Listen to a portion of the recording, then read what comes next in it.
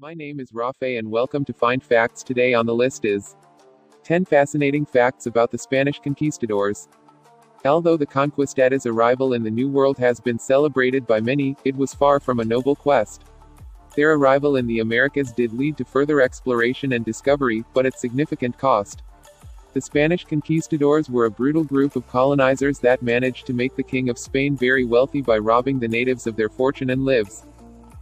Number 10. Spanish conquistadors weren't just Spanish.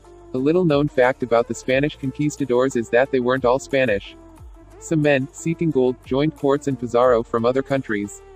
Two of the most notorious men who joined the conquistadors were Pedro de Candia, a Greek arquebusier and artilleryman who accompanied the Pizarro expedition, and Ambrosius Ehinger, a German. Ehinger was known for his brutality and wickedness, as he tortured the natives for any information about hidden gold and treasure. Fortune would have it that Ehinger would eventually meet his death by a native's poisoned arrow. The German would not even be brought back to his home country for burial, instead he was left behind, buried under an unmarked tree. A fitting end to a cruel life.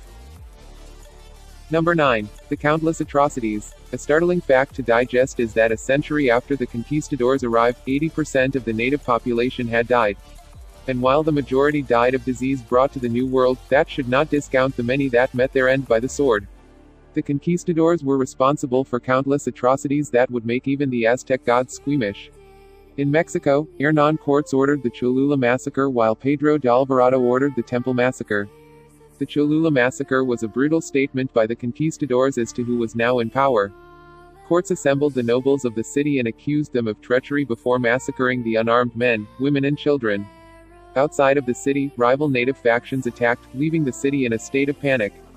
In 1520, Alvarado would carry out a similar attack claiming the Aztec nobles were conspiring to murder the Spanish because of their imprisonment of Emperor Montezuma. Thousands of Aztec nobles were killed during the festival of Toxcatl, a religious festival. The massacre did rally the Aztecs to finally fight back, and they were able to temporarily push the Spanish out of their city. Number 8. Help from natives. Although it may appear that the conquistadors were able to topple the great empires of the Americas by themselves, they wouldn't have been successful without the help from rival factions. Both the Aztec and Inca empires were naturally expansive and brutal to their rival factions. With the arrival of the Spaniards, aggrieved natives took up arms against their former oppressors, not fully understanding who they were aligning themselves with. Malinali, a native woman, was arguably more important to Cortes than his muskets and steel. She served as his interpreter, helping Cortes understand Nahuatl, the language of the Aztecs. Sold into slavery and eventually given as a gift, slave and an offering for peace by the Patanchen people, Malinali proved to be immeasurably important, helping the Spanish understand the customs and religion of the Aztecs. She even saved their lives on more than one occasion. In one instance, a wife of a military general warned Malinali not to accompany the Spanish as they would be attacked. The woman told Malinali to stay behind and marry her son instead. Malinali told Cortes of the potential treachery, leading to the Cholula massacre. Number 7. The Found Riches. If only the New World wasn't so rich with gold, maybe then the people wouldn't have met such a fate. The conquistadors were searching for treasure, riches that would make them as wealthy as the King of Spain. In Peru, Francisco Pizarro made the captured Inca Emperor Atahualpa fill a room full of gold in exchange for his freedom. Not only did he meet their demands, producing 13,000 pounds of gold, they also gave twice that amount in silver. The conquistadors wouldn't keep their end of the bargain. They wouldn't grant him his freedom, and instead they would take his life. Number 6. The search for historical myths. Not only did the conquistadors hope to find treasure, but they also hoped to have their wildest fantasies proven to be true. Christopher Columbus, the foremost conquistador, believed that he had discovered the Garden of Eden in Venezuela. Other prominent conquistadors like Juan Ponce de León were said to have searched for the Fountain of Youth in Florida. Perhaps the most famous pursuit of historical myths were the countless expeditions in search of El Dorado. After word had spread of the success of Cortes and Pizarro, and the gold and silver they had found, more Europeans ventured to the New World believing that El Dorado must be real. They searched tirelessly for this last great gold mine. Dozens of expeditions came up empty, unable to find this mythical city. Finally, in 1800, nearly 2 centuries after the first conquistadors, the European expedition stopped. El Dorado would never be found. Number 5. Most of the gold went to the King of Spain. Many conquistadors believed that their journey to the New World would end with them being as rich as a king. The truth is that most of the gold they would find would end up in the king's pocket, not their own. In the case of Hernan Cortes, that meant King Charles V, who ruled both Spain and the Holy Roman Empire.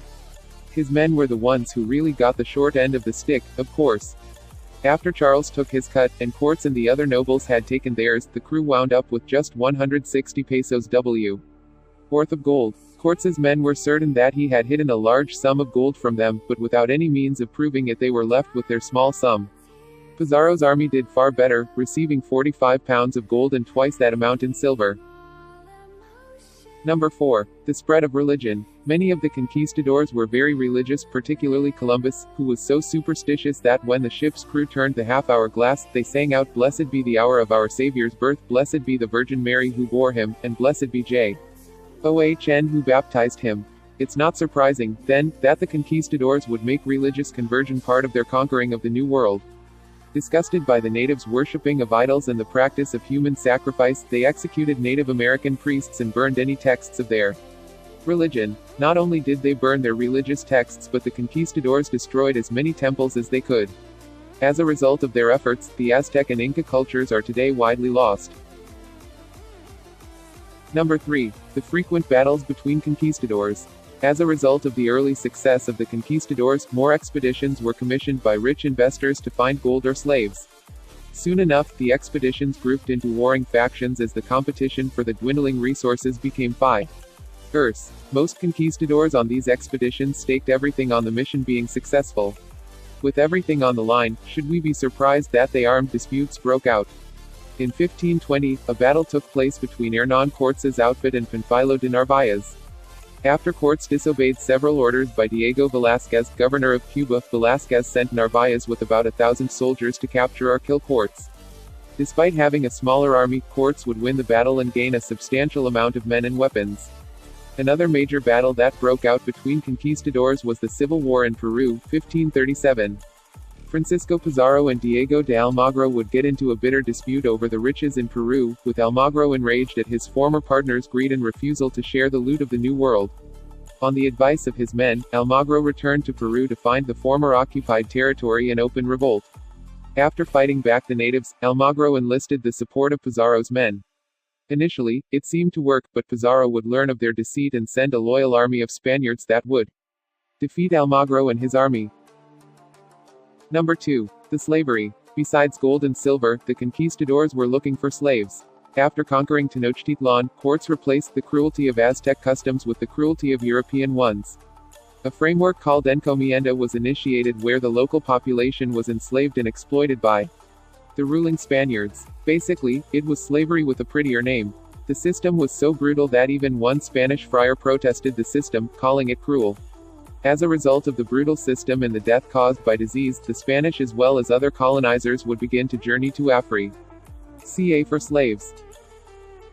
Number 1. The Spanish language. While the brutality, enslavement, and murder of the natives by the conquistadors was certainly horrific, their lasting impact also includes the extinction of the natives' language, Nahuatl. Once the common language of an empire, Nahuatl has now been discarded for Spanish and is at risk of being completely lost. As the descendants of the conquistadors took power, they implemented Spanish as the language of power and influence. Despite the domination in government by people of Spanish descent, Nahuatl lasted for 2 centuries in rural parts of Mexico, but studies show the use of the language is in steep decline. It would be another stain on the conquistadors and their descendants if the great language was lost to the DUSTV. Ends of history. Thanks for watching. Please like, share and subscribe our channel. Find Facts. And follow us on social media, links in the description below.